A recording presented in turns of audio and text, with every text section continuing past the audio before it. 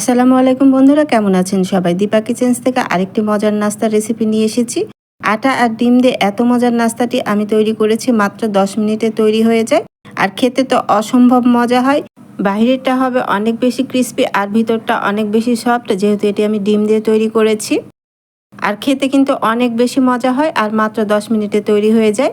আপনি চাইলে বাচ্চাদের টিফিনে অথবা বিকেলে নাস্তায় আপনি এই ডিম আর আটা দিয়ে এই মজার নাস্তাটি আপনি তৈরি করে নিতে পারেন। দেখে নিশ্চয়ই বুঝতে পারছেন যে কতটা ক্রিস্পি হয়েছে আর খেতে কিন্তু অনেক বেশি মজা হয়। চলুন তবে শুরু করি মজাদার এই অল্প খরচে ডিম আর আটা দিয়ে কীভাবে এই নাস্তাটি তৈরি করেছি। এই নাস্তাটি তৈরি করার জন্য প্রথমে আমি 2টি ডিম নিয়ে নিয়েছি। আপনি চাইলে ডিমের পরিমাণটা বাড়িয়ে দিতে পারেন।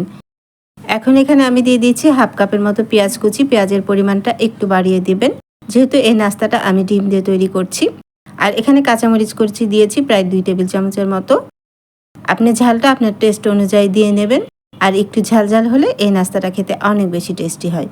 এখন আমি স্বাদমতো লবণ দিয়ে দিয়েছি। লবণটা অবশ্যই বুঝে দিতে হবে, যেহেতু আমি পরে আবারও লবণ ব্যবহার করব। আর এখানে হাফ টেবিল চামচের মতো এখানে চাট মশলা দিয়েছি। আপনার হাতের কাছে চাট মশলা না থাকলে স্কিপ করতে পারেন, তবে এখানে ম্যাগি মশলাটাও দিতে পারেন। আর এখানে হাফ কাপের মতো ধনিয়া পাতা কুচি দিয়েছি। এই উপকরণগুলো দেবেন, তাহলে কিন্তু এই নাস্তাটা খেতে অনেক বেশি মজা হয়। এখন আমি সবগুলো উপকরণ খুব ভালো করে ডিমের সাথে মিশিয়ে নিচ্ছি, দেখতে পাচ্ছেন। আর পেঁয়াজটা কিন্তু খুব চিকন করে কাটতে হবে, একটু মিহি করে কাটলে কিন্তু এই ডিম ভাজাটা খেতে বেশি ভালো লাগবে। ডিমটা কিন্তু আমি খুব ভালো করে মিশিয়ে নিয়েছি। এখন আমি ডিমটা এক সাইড করে রেখে দিচ্ছি। সব কিছু আগে রেডি করে নিলে নাস্তাটা তৈরি হয়ে যায় মাত্র 10 মিনিট সময়ে আর অনেক বেশি টেস্টি হয়। এখন আমি একটি গোলা তৈরি করে নিচ্ছি। আগেই বলেছি আমি আটা দিয়ে নাস্তাটি তৈরি করছি, আপনি চাইলে এখানে ময়দা ব্যবহার করতে পারেন। এখানে 1 কাপের মতো আটা দিয়েছি আর 3 টেবিল চামচের মতো এখানে আমি চালের গুঁড়ো দিয়েছি। আপনার হাতের কাছে চালের গুঁড়োটা না থাকলে আপনি কর্নফ্লাওয়ার ব্যবহার করতে পারেন। এখানে 1 টেবিল চামচের মতো লাল মরিচের গুঁড়ো দিলাম, হাফ টেবিল চামচের মতো হলুদ গুঁড়ো দিয়েছি, হাফ টেবিল চামচের মতো এখানে দিয়ে দিচ্ছি চাট মশলা। আপনার হাতের কাছে চাট মশলা না থাকলেও স্কিপ করতে পারেন। আর এখানে দিয়ে দিচ্ছি হাফ টেবিল চামচের মতো আদা রসুনের পেস্ট। আদা রসুনের পেস্টটা দিবেন, তবে খুব অল্প করে দেবেন। এখন এখানে দিয়ে দিচ্ছি আরও চিলি ফ্লেক্স। এখানে 1 টেবিল চামচের মতো চিলি ফ্লেক্স দিচ্ছি আর লবণ দিচ্ছি এখানে স্বাদ মতো। হাফ টেবিল চামচের মতো লবণ দিয়েছি। যেহেতু আমি ডিমে লবণ দিয়েছি, সেজন্য লবণটা আপনারা বুঝে দেবেন। আর অবশ্যই ঝালের পরিমাণটা আপনাদের টেস্ট অনুযায়ী দিয়ে নেবেন। এখানে হাফ কাপের মতো ধনিয়া পাতা কুচি দিলাম। এখন শুকনো উপকরণগুলো খুব ভালো করে মিশিয়ে এখানে অল্প অল্প করে পানি দিয়ে আমি একটি ডো করে নেব। আর এই ডোটা কিন্তু খুব বেশি পাতলাও করা যাবে না, আবার খুব বেশি ঘনও করা যাবে না। এখানে 1 কাপ আটার জন্য এখানে আমি প্রায় 1.5 কাপের মতো পানি দিয়েছি। আর 1.5 কাপ পানি দিয়ে কিন্তু এই গোলাটা তৈরি হয়ে গেছে। খুব বেশি কিন্তু পাতলা করা যাবে না, আমরা কিন্তু যে ডিমটা ভাজা করব এই গোলার মধ্যে কোট করে নেব। ভিডিওটা স্কিপ না করে পুরো ভিডিওটা দেখার চেষ্টা করবেন, আশা করছি আপনাদের উপকারে আসবে। অনেক টেস্টি হয় কিন্তু ডিম আর আটা দিয়ে তৈরি এই নাস্তাটি। আমি কিন্তু অল্প অল্প করে পানি দিয়ে গোলাটা তৈরি করে নিচ্ছি, দেখতে পাচ্ছেন। খুব বেশি কিন্তু পাতলা করা যাবে না, ঘনত্বটা দেখে নিশ্চয়ই বুঝতে পাচ্ছেন। ঠিক এরকম একটা গোলা তৈরি করে নিতে হবে। তৈরি হয়ে গেছে। এখন কিন্তু আমি নাস্তাটা তৈরি করতে চলে যাব। এর থেকে বেশি কিন্তু এই গোলাটা পাতলা করা যাবে না। এখন আমি একটি ফ্রাই প্যান বসিয়ে দিয়েছি। আমি এখানে রেগুলার রান্নার তেল দিয়ে দিচ্ছি মিডিয়াম আঁচে, কিন্তু আমি ডিমটা ভেজে নেব। আমি 3 টেবিল চামচের মতো রেগুলার রান্নার তেল দিয়েছি। যেহেতু এখানে পেঁয়াজ আর ডিমের পরিমাণটা একটু বেশি আছে, সেজন্য তেলটা কিন্তু আগে একটু বুঝে দিতে হবে। আর ফ্রাই প্যানটা খুব ভালো করে গরম করে নিতে হবে। ডিমের মিশ্রণটা দিয়ে আমি একটু ছড়িয়ে দিচ্ছি, দেখতে পাচ্ছেন। আর এই ডিমটা কিন্তু একটু মোটা হবে, যেহেতু আমি পেঁয়াজ দিয়েছি। আর অবশ্যই পেঁয়াজটা কিন্তু একটু চিকন করে দিবেন। দেখতে পাচ্ছেন আমি কিভাবে ভাজ করে নিচ্ছি। ঠিক এভাবে ভাজ করে নেবেন, তাহলে কিন্তু এই নাস্তাগুলো একটু বড় হবে। আর আপনি যদি চান ছোট ছোট পিস করেও কিন্তু এই নাস্তাটা তৈরি করে নিতে পারেন। এভাবে উল্টে পাল্টে কিন্তু আমি ডিমটা ভেজে নিচ্ছি, দেখতে পাচ্ছেন।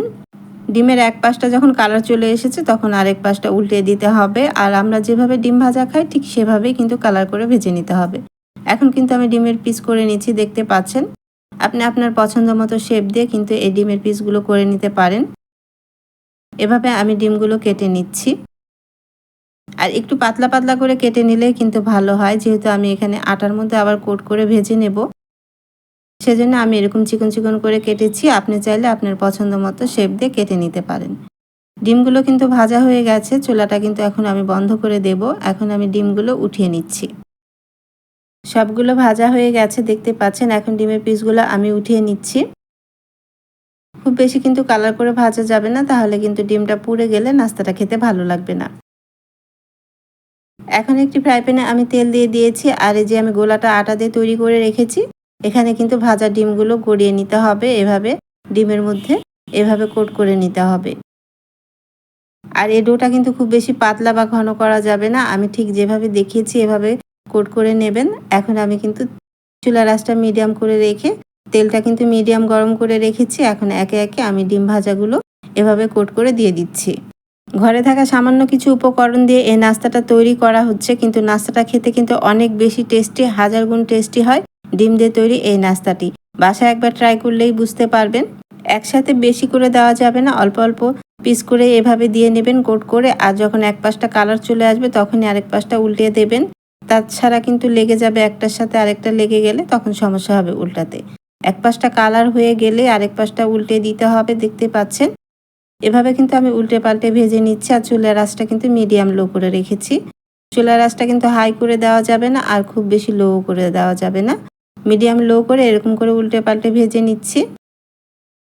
আর অনেক বেশি ক্রিস্পি হয় কিন্তু এভাবে যদি আটা দিয়ে আপনি নাস্তা তৈরি করেন, খুব অল্প খরচে কিন্তু মজার এই নাস্তাটা কিন্তু তৈরি হয়ে যায়। অনেক বেশি ক্রিস্পি হয়ে গেছে। এখন আমি নাস্তাগুলো উঠিয়ে নিচ্ছি। আর অবশ্যই চুলার আঁচটা মিডিয়াম করে এভাবে নাস্তাটা ভেজে নেবেন। এখন আমি একে একে উঠিয়ে নিচ্ছি। আবার শুনে নিশ্চয়ই বুঝতে পারছেন যে কতটা ক্রিস্পি হয়েছে। অনেক বেশি কিন্তু ক্রিস্পি হয় এই নাস্তাটি, আর অনেক বেশি টেস্টি হয়। এখন আমি উঠিয়ে নিচ্ছি, দেখতে পাচ্ছেন তেল ঝরিয়ে এভাবে উঠিয়ে নিতে হবে। আর খুব বেশি কিন্তু তেলেরও প্রয়োজন হয় না।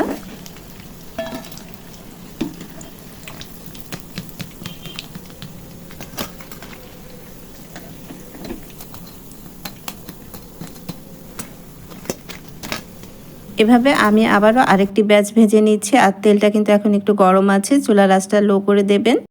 দিয়ে আবারও এই ডিমগুলো দিয়ে আবারও চুলার আঁচটা মিডিয়াম করে দিয়ে এভাবে ভেজে নেবেন ক্রিস্পি করে। খুবই অল্প সময়ে কিন্তু এই নাস্তাটা তৈরি হয়ে যায়, আর খেতে কিন্তু অনেক বেশি টেস্টি হয়। এক পাশটা যখন হয়ে যাবে তখনই আরেক পাশটা কিন্তু উল্টে দিতে হবে। আর একসাথে বেশি নাস্তা দেওয়া যাবে না, তাহলে কিন্তু একটার সাথে আরেকটা লেগে যাবে। এভাবে উল্টে পাল্টে ভেজে নিয়েছি। মাত্র 10 মিনিটে কিন্তু এই মজার নাস্তাটা তৈরি হয়ে যায়।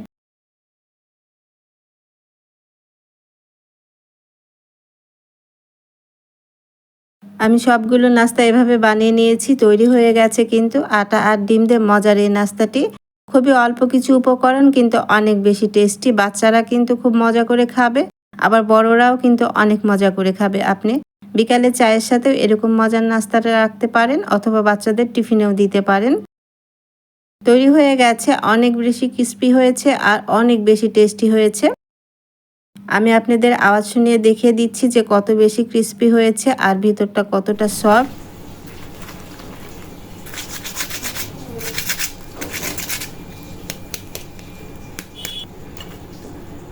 প্রায় 2-3 ঘন্টা কিন্তু ক্রিস্পি থাকবে। আমি যেভাবে দেখিয়েছি সেভাবে নাস্তাটা তৈরি করে নিতে পারেন। আর গরম গরম খেতে তো অসম্ভব মজা হয়, কোনো সসেরই প্রয়োজন হবে না, এতটাই মজা হয়। দেখে নিশ্চয়ই বুঝতে পারছেন কতটা লোভনীয় হয়েছে। আশা করছি আজকে আমার ডিম আটা দিয়ে তৈরি এই মজার নাস্তা রেসিপিটি আপনাদের ভালো লেগেছে। রেসিপিটি ভালো লাগলে অবশ্যই আমার ইউটিউব চ্যানেলটি সাবস্ক্রাইব করে দেবেন ও একটি লাইক কমেন্ট শেয়ার করে দেবেন। আপনাদের একটি লাইক কমেন্ট শেয়ার আমাকে অনুপ্রেরণা যোগায় নতুন কোনো রেসিপি তৈরি করার জন্য। আর দীপা কিচেন্সে অনেক নাস্তার রেসিপি দেওয়া আছে, চাইলে কিন্তু আমার চ্যানেলটি ভিজিট করে আসতে পারেন। আর যারা ফেসবুক পেজ থেকে দেখছেন তারা অবশ্যই আমার ফেসবুক পেজটি ফলো দিয়ে রাখবেন ও একটি লাইক কমেন্ট শেয়ার করে দেবেন। আজ বিদায় নিয়ে নিচ্ছি, চলে আসবো আবার অন্য কোনো নতুন ও সহজ রেসিপি নিয়ে। আল্লাহ আপনাদের ভালো রাখুন, সুস্থ রাখুন, ভালো থাকবেন সবাই। আল্লাহ হাফিজ।